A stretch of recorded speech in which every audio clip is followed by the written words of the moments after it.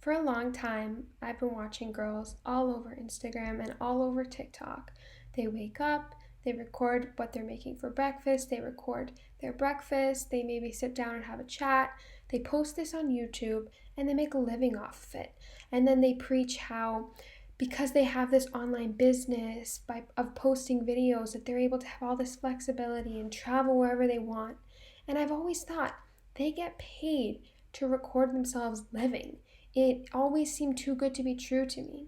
And so for my purpose project, I thought it would be really fun to put myself in their shoes and become a vlogger and a YouTuber. So you could see a little bit of how that went. I want to talk a little bit about how I've learned to achieve some semblance of balance. Again, I'm still working, it's a learn in progress, a learn in process. And yeah, these are some of my tips. So, as I mentioned briefly earlier, and I want to focus on today, is routines. Routines are absolutely essential for creating balance in your life. They just help things be structured. You're not wondering and stressing out about when you're going to do certain things. Everything is just laid out for you and you can follow it nicely.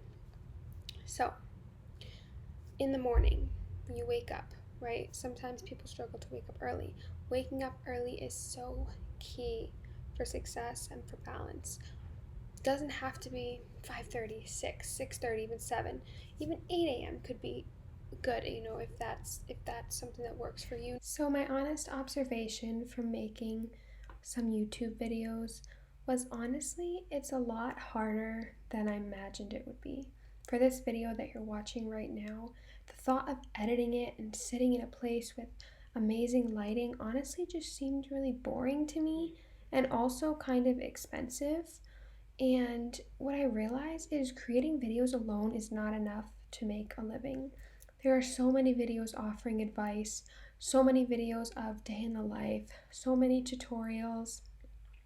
You have to be really creative and think of new topics and ways to draw attention to what you're doing. This alone is actually really difficult. I'm someone who enjoys security very much. If it means I have to work harder at a typical job to have a reliable and steady income, that's something I'm willing to do.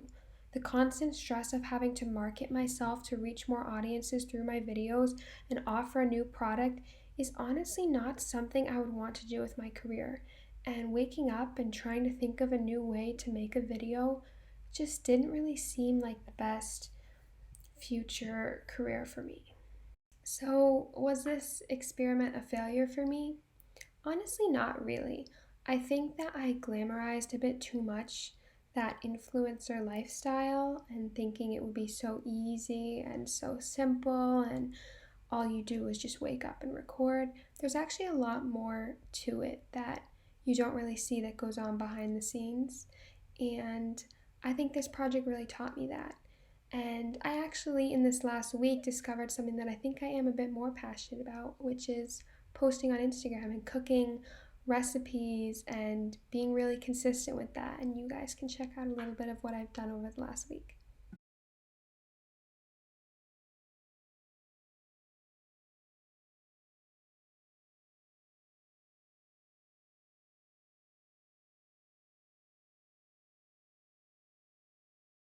I think my greatest takeaway from this project is that you really need to be in touch with yourself to find out your purpose. Initially, when I went into this, I thought being an influencer and taking things that I care about, like yoga and offering advice, those are things I'm passionate about. So maybe by getting on YouTube, I can turn that into a purpose.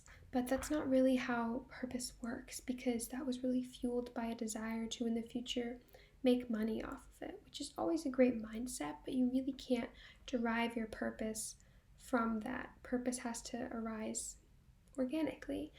And what I realized was from the nutrition account that I was posting on, although it wasn't public and I have no intention of making money off of it, I just genuinely enjoyed taking pictures of my food every single day. It kept me on track and it helped me be creative during a time where I sometimes neglect creativity because I'm so focused on studying. So, in the future, I hope to really maintain that practice of treating myself to nice meals and cooking creative recipes. And I really think that that is my purpose, and at least one of my purposes, and including that throughout my life with all my other purposes is going to be really important to me.